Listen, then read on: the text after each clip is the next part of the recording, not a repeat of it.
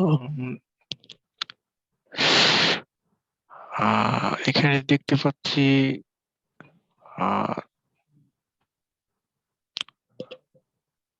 Professor doctor Kibria.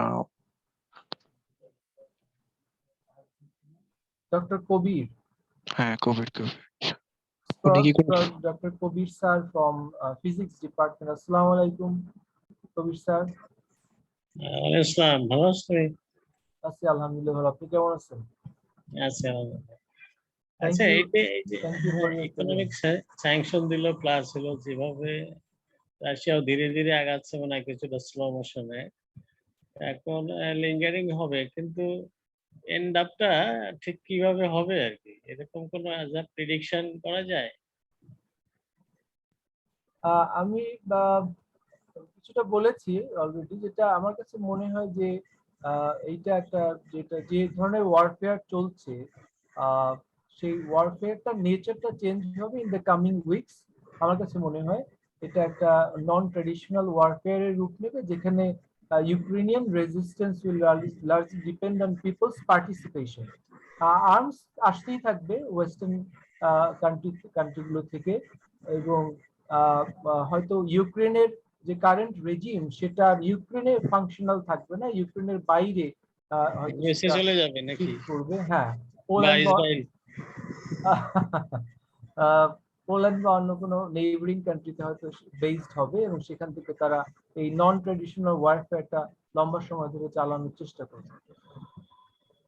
But how long ইউক্রেনের লোকে চালাইবে না আর কি? হ্যাঁ, মানে ইউক্রেন আর ইউক্রেনের লোকের দ্বারা চলবে না নাকি? না,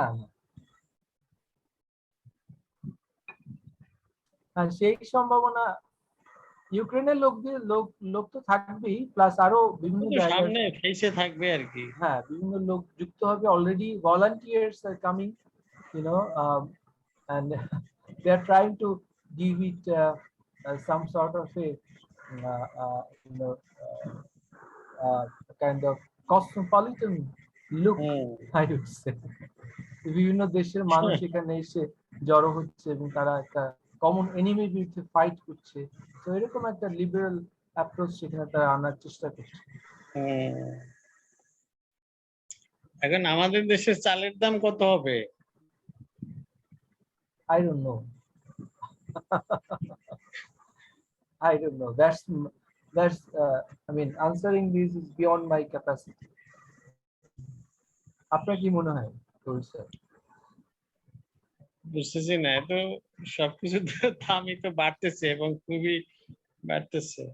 As I said, এই যে আপনার তেলের দাম যেভাবে বেড়েছে, অলরেডি $150 ক্রস করেছে বোধহয়, এবং in coming weeks I think it will reach around $200. সেইটা একটা হিউজ ইম্প্যাক্ট হবে, এবং সেটার সঙ্গে সঙ্গে everything will be doubled. So আমাদের কনটেক্সটেও সেটা হতে পারে। The price hike তো already চলছে, it will be worsened in coming weeks, and সেক্ষেত্রে obviously that will be very challenging for all of us, especially in the countries like Bangladesh. আর যেহেতু বাংলাদেশের সঙ্গে রাশিয়ার একটা ভালো ইকোনমিক টাইজও আছে, তো সেক্ষেত্রে রাশিয়ার ইকোনমিক কলাপসটা আমাদেরকে আরো বেশি অ্যাফেক্ট করতে পারে। রাইট, তাহলে আমরা কি ডেমোক্রেসি রাইখা কি অন্য কোনো ফ্যাশনে যাব নাকি? অলরেডি তো আছি আর কি। এইটা তো এখন যেভাবে things are unfolding in the world, it is not merely a question of democracy anymore, কারণ ডেমোক্রেসির যে various phases we have already seen, সেটা আসলে রেস্ট অফ দ্য ওয়ার্ল্ডের কাছে খুব একটা রিলায়েবল কোনো বার্তা দিতে পারছে না। সেই কারণে the criticism, the critics, they are very much vocal, and something in between liberal democracy and some sort of conservative authoritarian system might be more preferable for many people of the world. তো সেক্ষেত্রে western ডেমোক্রেসির কথা আমরা যারা শুনে আসছি বা বলে আসছি, তো সেখানেও বোধহয় you know rest of the world এ পৌঁছানোর বা যাওয়ার সুযোগটা আগের মতো নেই। আর at the same time একদম অথরিটেরিয়ান কোনো কিছু চয়েস করারও তো সুযোগ নেই। তো সেক্ষেত্রে there might be something in between in my understanding. সেক্ষেত্রে আহ আহ কেমন হবে সেটা সেটা ফার্দার পলিটিক্যাল থিওরি এবং পলিটিক্যাল ফিলসফির ডিসকাশন, সেটা হয়তো আমাদের আরো অনেক সময় নিয়ে করতে হবে। এখন আরেকটা জিনিস এখানে, এই যে অবশ্যই এগুলো রিসেন্ট ডেভেলপমেন্টটা খুব একটা মানে পড়াশোনা করি নাই বা ওইরকম চিন্তাও করি নাই। এগুলো যে আজকেই মনে হয় নাকি বা দুই-একদিন আগে হয়তো ইমরান খান কাইন্ড অফ এরকম বলছে যে আমরা তো আর পশ্চিমাদের দাস না, মানে মিনিং হচ্ছে যে তার সাথে যে ওয়েস্টের যে ধরনের একটা রিলেশন আগে ছিল, সেই জায়গা থেকে পাকিস্তান কিছুটা হলেও সরে আসছে এবং এটা কি রাশিয়ান ব্লকে চলে আসছে এরকম, তাই না? চায়নার সাথে রিলেশন থাকার কারণে কি এটা হয়েছে নাকি? তা তো অবশ্যই। ইমরান খান তো যেদিন রাশিয়ার ভিজিটে গেলেন, I mean, Imran Khan started his visit on the same day, Russia started the attack, the invasion, and Imran Khan was heard saying at the airport, "What an exciting moment! What an exciting time to visit Russia!" So এবং he was very joyous, and that indicates something, as I have already mentioned in my lecture, that indicates in a subtle way that Pakistan doesn't care about its relationship with the West anymore, simply because China and Russia are there with their support. And Pakistan has been suffering also to some extent since 9/11, 2001. Even in that very speech that you mentioned, Imran Khan was talking about how Pakistan has been deprived of its due. Pakistan, 80,000 Pakistani probably Afghan, যুদ্ধে মারা গেছে 80,000 probably, এবং but the West didn't even thank Pakistan for its service to the West. In my understanding, for its servitude to the West. Okay, so এইটা পাকিস্তানিদেরকে খুব frustrate করেছে, which was normal actually.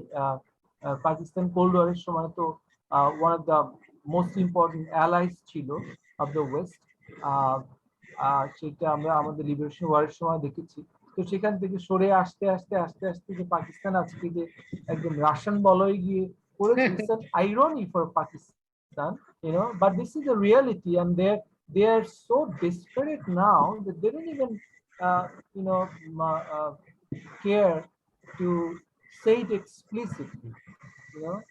I mean, they didn't mind to say it explicitly. হ্যাঁ, কিন্তু এখানে এই যে Pakistan Indian রিলেশনশিপটা বা এই ব্লকে থাকতে গেলে এটার অপটিমাইজেশনটা ঠিক কি রকম হবে? এইটাই আমারও এই কোশ্চেনটা আছে, এটা আমি উল্লেখ করেছি যে এইটা it indicates also that the coming world order will be very chaotic. It might even be translated into something like a disorder, not an order. Okay, because I think back in India and Pakistan, arch enemies. India and China, arch enemies, and they are on the same camp. So how long they will survive as the frames of convenience, kind of, right? So এইরকম convenient friendship কতদিন থেকে, এবং সেইটা ultimately world অর্ডারের মধ্যে কি ধরনের qualitative change আনতে পারে, সেইটা মানে আমাদের দেখার বিষয়। এটা আসলে এখনই ঠিক বলা যাচ্ছে না। তো it depends much on the role of the West too. তারা আবার কিভাবে এদেরকে, যদি তারা চেষ্টা করে to take them back into their fold of influence, সেটা কিভাবে করবে we don't know yet. So সেটা হয়তো ধীরে ধীরে আনফোল্ডেড হবে। না ঠিক আছে, ভালোই বলছো আর কি। না এখানে আরো কয়েকটা কথা উল্লেখ করা, কয়েকটা দেশের কথা উল্লেখ করেছিলাম, আপনি পরে এসেছেন।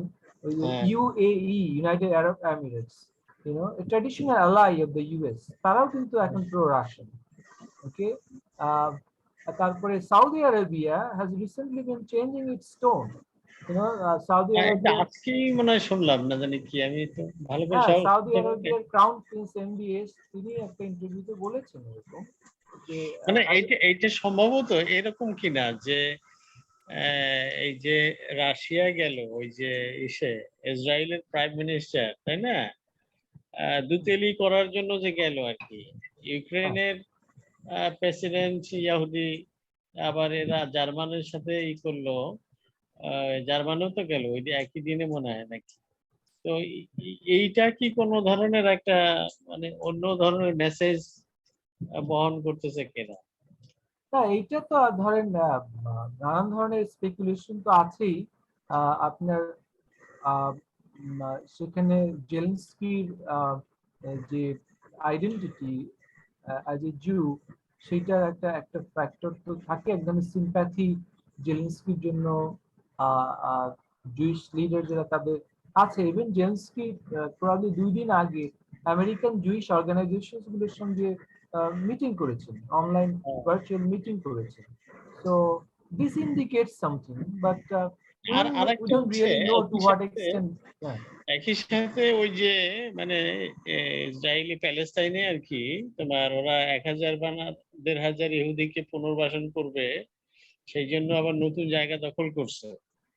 হ্যাঁ, তো এটা তো আবার দেখা যায় যে এই যুদ্ধের মধ্যে কি বলে, ওই গড় পোড়ার মধ্যে গরু পোড়া, না জানি কি বলে, ওইরকম আর এক কাহিনী আর কি। মানে গড় পোড়ার মধ্যে আলু পোড়া আর কি, কি জানি বলে, গ্রামের একটা প্রবাদ আছে। মানে প্যালেস্তাইনের সমস্যাটা তো আরো সে করতেছে, মানে সমস্যা যুক্ত করতেছে, তাই না? হ্যাঁ, ওইটা তো চলছে, ওইটা তো আপনার নতুন নতুন ভূমি দখল এবং নতুন আপনার এখানে যারা বাইরে থেকে যাচ্ছে তাদেরকে তাদের বসতি স্থাপন করা, এটা তো চলছেই। এবং এটার ক্ষেত্রে এইটার কারণে আমি বলছি প্যালেস্টাইনে যে এই আবার নতুন করে এই যুদ্ধের কারণে যে ভূমি দখলের যে প্রক্রিয়াটা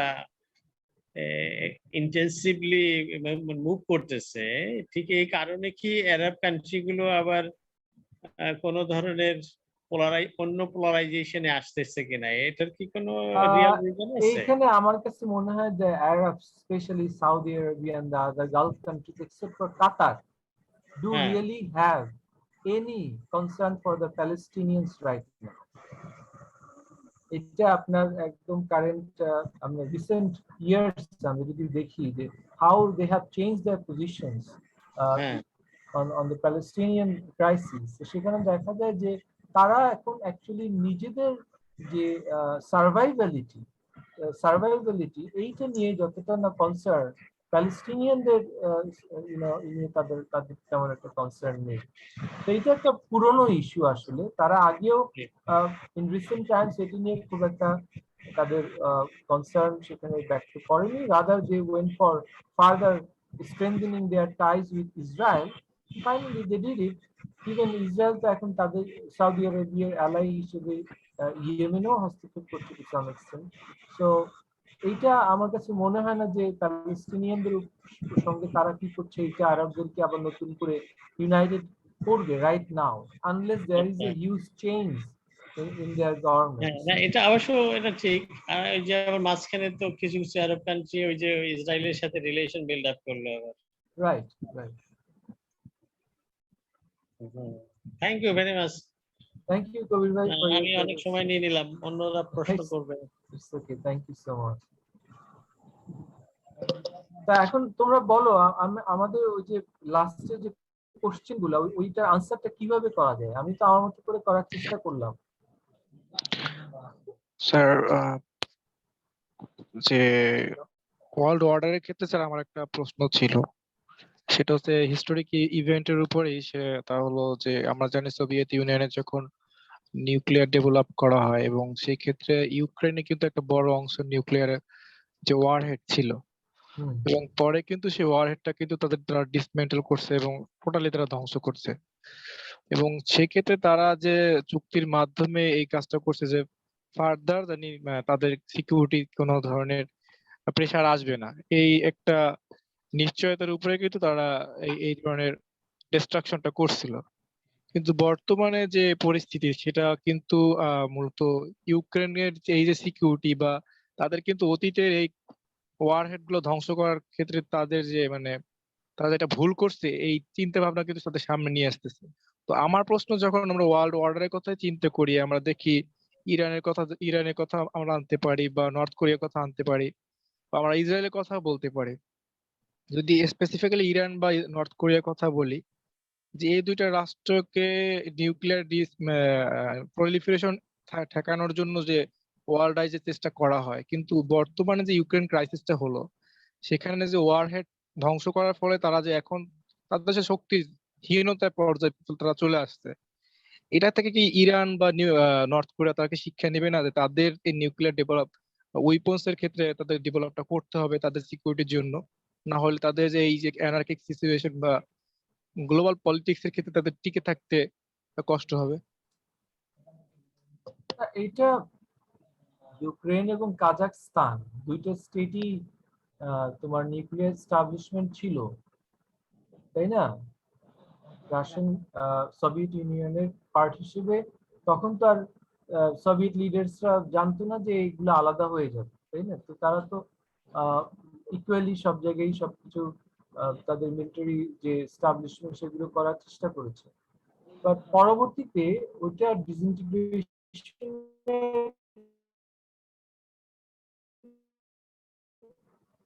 সময়কালীনই একটা আন্ডারস্ট্যান্ডিং অনুযায়ী কন্ট্রোলেই ছিল সবসময় এই স্থাপনাগুলো এবং ওয়েপনের যে ব্যাপারটা। So actually, I'm not very well aware of to what extent it was destroyed, to what extent it went to, with under Russian control. এগুলো ইনফরমেশন গুলো একটু চেক করতে হবে।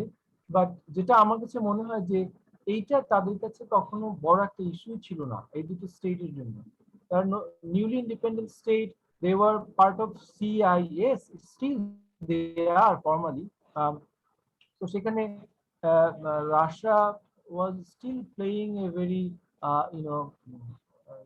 I mean kind of role of a guardian. Okay, so এটা অনেকদিন যাবত এরকমই ছিল, বাট একটা পর্যায়ে যখন এই যে নেটোর ইস্টওয়ার্ড এক্সপ্যানশন এবং প্রভোকেশন টু সাম এক্সটেন্ট, এই বিষয়গুলো যখন 90s এর শেষের দিকে আসলো, 1997-এ প্রবাবলি এটা প্রথম শুরু হয়েছে, তারপর থেকে কিন্তু দেখা যায় যে রাশিয়ার সঙ্গে তাদের টেনশন অনেক বেড়ে গিয়েছে। এবং তারপর থেকে কিন্তু এই যে তুমি যে ধরনের সিকিউরিটি ইনসিকিউরিটির কথা বলছো সেই কোশ্চেনটা এসছে।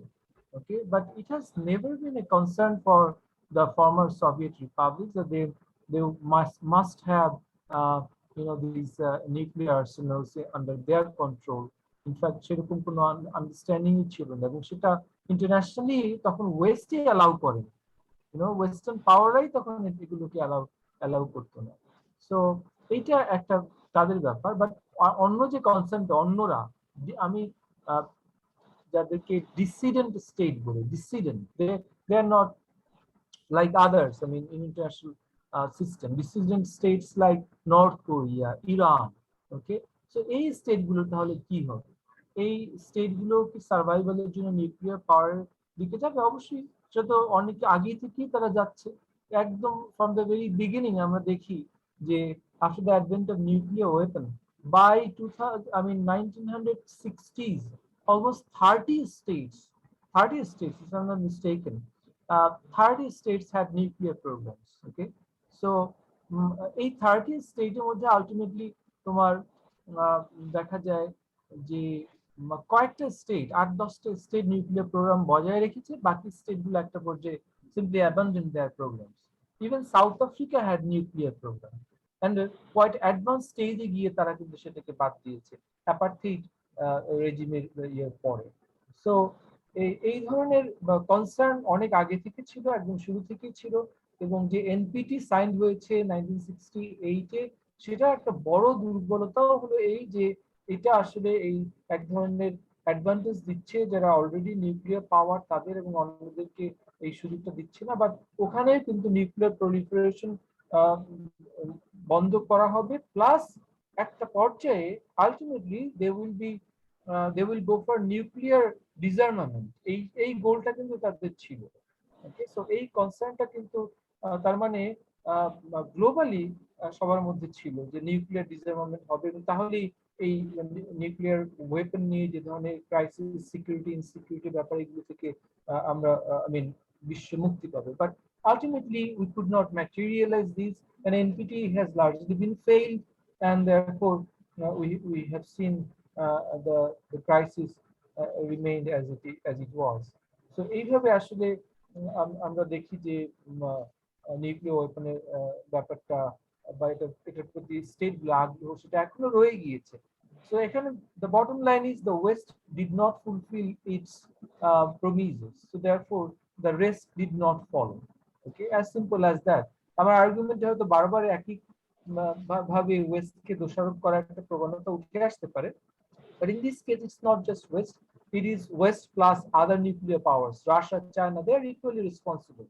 Okay, so এদিক থেকে এই যারা পাঁচটা ভিটো পাওয়ার্স তাদের সবাইকে আসলে দোষ দেওয়া যায় নিউক্লিয়ার এই প্রবলেমটা রিজলভ না করার ক্ষেত্রে। ধন্যবাদ স্যার। শাহ আলম। আসসালামু আলাইকুম। ওয়ালাইকুম আসসালাম। Thank you for this discussion. Sir আমার দুইটা জায়গায় কোয়ারি আছে। ফার্স্ট হচ্ছে আপনি যে টার্মটা ইউজ করলেন যে ট্রেম্পালিজম, আর সেকেন্ড হচ্ছে ফিউচার অফ বাল্টি স্টেটস আন্ডার পুতিন ডিজায়ার। তো প্রথমটা হচ্ছে স্যার, এই যে আপনি বলছেন ট্রেম্পালিজম হচ্ছে বিজিত পক্ষকে বিভিন্ন শর্ত আরোপ করা। সেখানে হচ্ছে যদি মনে আমরা তো সবাই জানি যে ইউরোপে যতগুলি গ্যাস বা জ্বালানি যে সাপ্লাই দেন, এক্সপোর্ট করেন রাশিয়া, তো এর বেশিরভাগ হচ্ছে ইউক্রেন দিয়ে। আর ইউক্রেনের ইকোনমি বড় একটা অংশ আছে এই যে ট্রান্সপোর্টেশনের রেন্ট থেকে, অলমোস্ট 4 ভাগ। লাস্ট টাইম হচ্ছে রিয়ান ভাই একটা সেশনে একটা পরিসংখ্যান দিছিলেন। তো এখন হচ্ছে আমরা প্রথম ধরে নিয়েছিলাম যে 2-3টা শর্ত হইতে পারে, এর মধ্যে 2টা প্রদেশকে স্বীকৃতি দেওয়া, নেটোতে না যাওয়া, নেটোর সম্প্রসারণ না হওয়া। কিন্তু 2 দিন আগে পুতিনের মুখপাত্র উনি প্রথমে যেটা যোগ করছেন সেটা হচ্ছে ক্রিমিয়াকে স্বীকৃতি দেওয়া। তা আমার প্রশ্ন হচ্ছে, এই যে দিন দিন যত দেরি হচ্ছে মানে সমাধানে আসতে, মানে ইউক্রেন সমাধানে যাচ্ছে না বা শর্তগুলি মানছে না রাশিয়ার মতো করে, তো দিন দিন যত যাচ্ছে তত মনে হচ্ছে শর্তগুলো বাড়তেছে। তাহলে কি এই ট্রিম্পালিজম যে ধারণাটা, এটা কি ওই গ্যাস যাওয়ার, জ্বালানি যাওয়ার যে ট্রান্সপোর্টের যে রেটটা, এটা কি কমানোর কোনো শর্ত দিতে পারে রাশিয়া? বলতে পারে যে এই যে তোমাদেরকে এত টাকা করা, এটা শর্ত হইতে পারে যে এটা রেন্ট আমি কমাই দিব, বেশ এতটুকুর বাইরে আমি দিতে পারবো না, এরকম কি হইতে পারে? গ্যাসের ক্ষেত্রে বলছো? জি জি স্যার, ওই যে রাশিয়া কিন্তু অলরেডি এটা ভাড়া মানে রেন্টটা। আচ্ছা, আমি যতটুকু বুঝছি তোমার কোশ্চেনটাতে শর্ত বেড়ে যাচ্ছে, এই তো, আর রাশিয়া আরো শর্ত দিতে পারে কিনা, তাই না? অলরেডি রাশিয়া কিন্তু শর্ত এই ধরনের শর্ত দিয়েছে কিনা জানি না, অলরেডি কিন্তু তারা একটা থ্রেট দিয়েছে, সেটা হলো গ্যাস সাপ্লাই বন্ধ করে দিবে, তাই না? তো গ্যাস সাপ্লাই যদি বন্ধ করে দেয় তাহলে তো আর ওটা বাড়ান কমানোর কিছু নাই, এবং সেইটার যে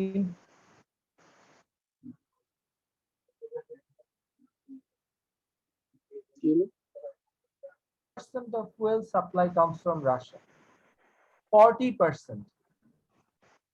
Do you know that? জার্মানির মতো দেশের, হ্যালো জি স্যার,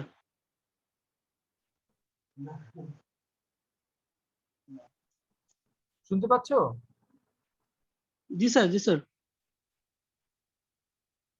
জার্মানির মতো দেশে 40% fuel supply comes from Russia.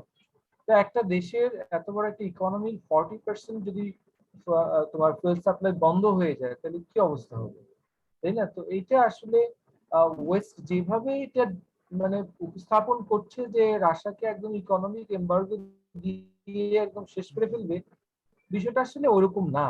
And Kremlin has already said, even yes, probably today, yeah, that না কয়েকদিন আগে হবে, যে world is too big to stop Russia with economic embargo.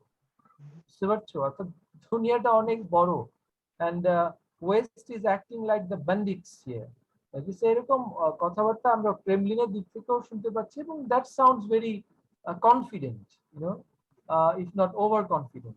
তো আরেকটা ব্যাপার হলো, ওই যে বললাম যে আমার লেকচারের মধ্যে আমি বলেছি the emergence of China as a global giant kind of coincided with Russia's ambition. You know how now you see, if China, you know, I mean, ask for fuel from Russia, that will be a kind of a win-win for China and Russia. So এখন রাশিয়ার gas যদি এটা চায়নার দিকে চলে যায়, China is a ready-made market. You know, Chinaর fuel দরকার, চায়নার এনার্জি দরকার, চায়না এনার্জির জন্য going as far as to Africa, তাই না? চায়না যদি ঘরের কাছে এরকম একটা এনার্জি সোর্স থেকে এটা নিতে পারে, কেন নিবে না? কারণ চায়না হ্যাজ মানি। তো এইটা আসলে অবশ্যই ইকোনমিক এমবার্গো রাশিয়াকে অ্যাফেক্ট করবে, বাট যেই মাত্রায় এটা অ্যাফেক্ট করবে বলে ওয়েস্টার্ন পাওয়ার গুলো ক্লেম করছে বা মানুষ ধারণা করছে, আমার মনে হয় হয়তো সেই মাত্রায় করবে না। এবং Putin Russia I mean, actually has taken a very calculated risk here. Okay, এইটা তো একদিন দুদিন না, as I say, যে এইটা হয়তো আক্রমণটা এই কয়েকদিন আগে হয়েছে, that it's an old issue, you know, and আমি নিজেও as a student of IR, I could not predict that. I could not understand that this might happen, you know, in few days or few weeks or even few months. I thought Putin wouldn't attack Ukraine. I believed Putin, you know, Putin যেটা বলেছেও যে পুতিনের রাশিয়ার ইউক্রেনে attack করার সম্ভাবনা নাই, but something happened in the meantime and Putin changed his mind and he attacked. Okay, but it might sound that it was done, you know, all of a sudden, but actually I don't think it is something like that. I think it has been planned for a long time, and it is a calculated risk taken by Putin, and Putin নিশ্চয়ই জানতেন যে what he might be facing after that. এবং সেক্ষেত্রে economic embargo তো আসবেই, এটা normal, আগেও ছিল। ইকোনমিক এমবার্গো কিন্তু রাশিয়ার উপর অলরেডি ছিল বিভিন্ন ভাবে, সো এটা আরো বেশি হবে। তো এইটা পুতিন রেগুলেশন যে একদম নেননি, এটা বলাটা মোটেই যুক্তিযুক্ত হবে না। তাহলে অল্টারনেটিভ কি, সেটা নিশ্চয়ই আছে। একটা তো আমরা দেখতেই পাচ্ছি, চায়না ইজ এন অল্টারনেটিভ, সেদিকে জাস্ট চলে যাবে। আর আরো শর্ত দেওয়া হবে কিনা, সেক্ষেত্রে আমরা আমরা দেখি যে অলরেডি তার পুতিনের যে শর্ত, রাশিয়ার যে শর্ত, কিন্তু সেটা কিন্তু সাকসেসফুলি ইউক্রেনের উপর তারা চাপাতে পেরেছেন, যদিও খুব সিগনিফিকেন্ট এই মুহূর্তে বলা যায় না। অলরেডি কিন্তু জেলেনস্কি তার অবস্থান থেকে একটু সরে আসছে, যেমন নেটো এবং ইউ মেম্বারশিপের ক্ষেত্রে তিনি নমনীয় হয়েছেন। তিনি বলছেন যে দোষটা নেটোর উপরেই দিচ্ছেন, যে they are not prepared enough to accept our membership. Okay, so এইভাবে এক ধরনের মানে তার পজিশনে কিন্তু একটু একটু করে শিফট হচ্ছে। সো কখনো কখনো জেলেনস্কি হয়তো খুব বেলিজেরেন্ট কথাবার্তা বলে থাকেন, but that might have something to do with his inexperience about politics and geopolitics, you know. So এই সব কিছু মিলে আমার কাছে মনে হয় যে so far রাশিয়া যেটা করতে চেয়েছে সেটা হয়তো করতে পারছে। সেক্ষেত্রে আর সামনের দিনগুলোতে দেখতে হবে যে এটা কিভাবে হয়। আমি জানি না আমি তোমার আনসার আদৌ করেছে কিনা, যতটুকু বুঝেছি করেছি। বদিরুজ্জামান, আর যদি কোশ্চেন না থাকে আমরা শেষ করি, 9:30 বেজে গেছে প্রায়। হ্যাঁ স্যার, কোশ্চেন তো অনেক ছিল। হ্যাঁ, থাকার কথা। Sir, I would like to ask one. It's been an amazing session কারণ অনেকদিন পরে মনে হচ্ছে I am attending your class, so it's really a pleasure to have you in Thank you, QCPA. Anika.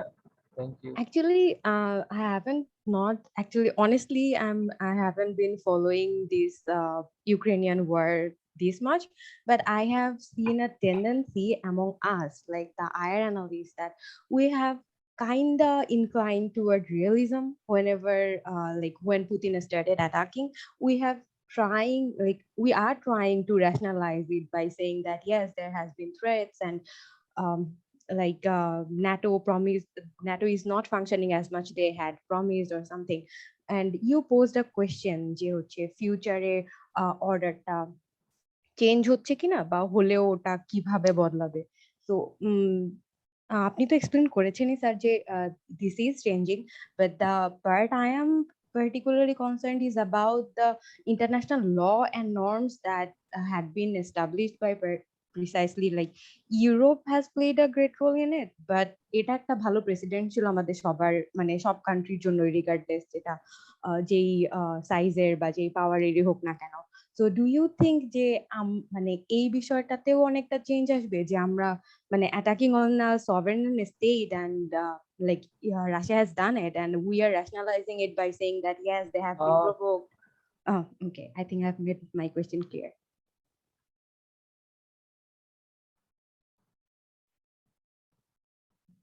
What was the last part, Anika?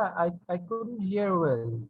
Oh, well, I was Connection problem. asking that do you think that the norms international law is based on, we are actually questioning on that part also, like we are trying to justify Putin's act or like aggressing or attacking I think the on a sovereign. better word was rationalize. Yeah, rationalize, yeah, can Anika, be. I think the better word was rationalize that you mentioned earlier. I'm not trying to justify, or we are not trying to justify.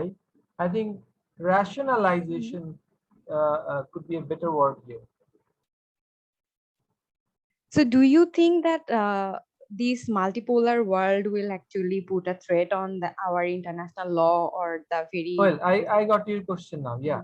So the main point is, as far as I understood from your question, is that attacking a sovereign state, and violation of international norms, and what would be the future of international norms and rules and regulations, in the next, I mean, the coming world order, if there is a disorder, then how the sovereign states, especially if I add sovereign states like ours, being smaller and weaker states, how would they survive? Isn't that your question, Anika? Yeah. So in that case, I think violation of sovereignty is not something new, in world history. And the champions of sovereignty, or international norms and uh, uh, rights of the states, they have been doing this for quite long. As I said in the introductory segment of my lecture, it has been unfolded due to this crisis, that the ideas like sovereignty, states, territorial integrity, have double meanings. That means at times I might, as a state, uh, respect sovereignty and talk about sovereignty simply because mm, that is the convenient way to do. And then at other times, I might not. And that happens a lot with the powers. What we have seen in the wake of, so-called global war and terror, these sort of violations happened. Um, and the very countries and the military alliances like the NATO, they were involved in that. So this is the reason why now, from a moral standpoint, they cannot be really very vocal and therefore influential over others. And these questions are being posed by other powers like Russia and China also, because they have been voicing their concerns too vis-a-vis West intervention in Iraq, West intervention in Afghanistan. So this is not something new. So you probably have noticed that the West, whenever it talks about violating sovereignty or something like this, they can't really put much, emphasis on these, because in recent times they have been doing the same. You understand? So that's the basically, I think, giving some sort of context of these. But again, talking about the future of sovereignty in the wake of a new world order, uh, I think it depends again on which side you are on. If you are on the right side, your sovereignty will be protected. If you're on the left side, I mean, wrong side, your sovereignty might not be respected by others. So again, now you might find it very interesting because I'm becoming a little bit like a realist, you know, and Yes, yes, I'm observing that.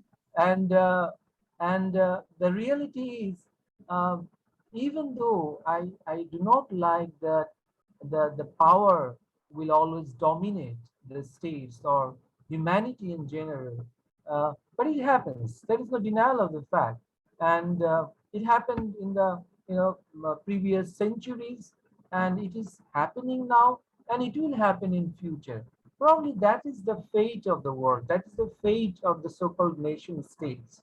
I had the opportunity to, attend one seminar of Moses Naim. Moses Naim is a, scholar, a researcher who was working in one of the U.S. think tanks, uh, and he wrote a book named "The End of Power." The End of Power. Probably it's available online. You can find it and read it. And there he argued that there are so many new elements, especially due to the technological advancements. So the nature of power has been shifting, has been changing.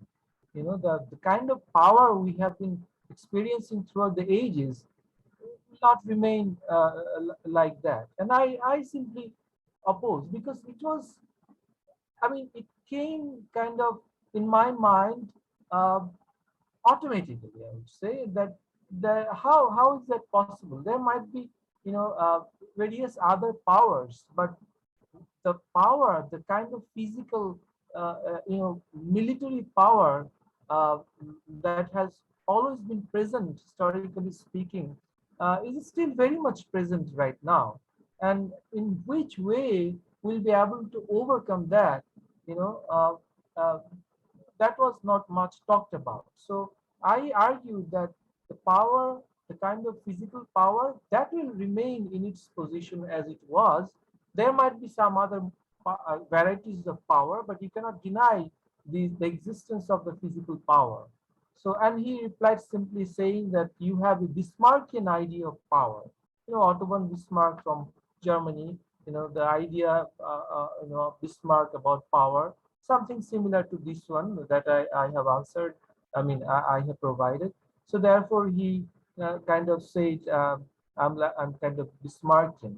But again, I still, in the wake of this crisis, now the memory comes back, and I feel like, what would Mr. Naim would think now? Russia again intervening in Ukraine. West is trying to resist Russia. It's again the military conflict. You see, the power, the nature of power remain the same. Uh, being You can be liberal, you can be a pro-peace activist, a student, scholar, whatever you want to, but the fact remains that the nature of power fundamentally has not been changed. Okay, so as long as power is like these in international relations, I think these sort of problems, violating sovereignty, you know, and violating territorial integrity, this will always happen, and ultimately power will remain the most important variable whenever it comes to uh, the international politics. So that's it.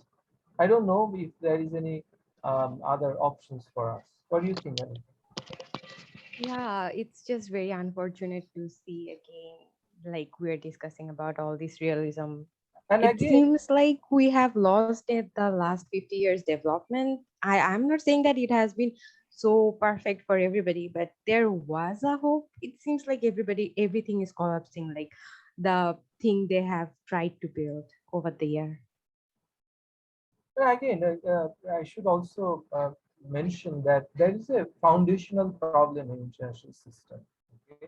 And that foundational problem has never been eliminated or resolved by the founders of this international system. Okay? Inequality, injustice has always been very much existent in this system. So as long as these things exist and the nature of power remains unchanged, we cannot expect anything better than this. Yes, sir. Thank you so much. Welcome. Sir তাহলে আজকে আমরা এখানে শেষ করি, অনেক রাত হয়েছে। Okay, ঠিক আছে, thank you so much for joining. আমি জানি যে তোমরা এটা নিয়ে স্টাডি করছো, অনেকেই অনেক তথ্য উপাত্ত নিশ্চয়ই কালেক্ট করছো। তো আমার মনে হয় তোমরা নিজেরাই এটার উপরে খুব ইনফরমেটিভ কোনো আলোচনা ভবিষ্যতে করতে পারো। So I'd like to, ask you, suggest you to do a series of, discussions like this. Okay, যেখানে আমরা এই ওয়ার্ডের বিভিন্ন অ্যাসপেক্ট নিয়ে আমরা ইন্ডিভিজুয়ালি কথা বলতে পারি। কারণ it is going to be a milestone in history, not only in my understanding, in many people's understanding. So why shouldn't we study this from the very beginning? Okay, আমি already department of student welfare advisor সঙ্গে কথা বলেছি, he is also interested. আমরা এরকম এই ধরনের এই ক্রাইসিসটার উপর বিশেষ ফোকাস করতে পারি, এবং a group of interested students will be always keeping us updated. Okay, এবং এই ধরনের ডিসকাশনের মাধ্যমে আমরা এটাকে আরেকটু ভালোভাবে বোঝার, একাডেমিক্যালি স্টাডি করার চেষ্টা করব। As I said, we haven't got enough time to study this crisis academically yet. Okay, আমরা যতটুকু আজকে আমি যতটুকু বলেছি, it is actually based on my individual judgment and observation and prior knowledge of this crisis, but এর মধ্যে আরো যে বিভিন্ন অ্যাসপেক্ট রয়েছে এটা আসলে এখনো একাডেমিক্যালি এভাবে স্টাডি করার সুযোগ হয় না। So let's see how far we can go in this regard. Thank you so much. Thank you sir.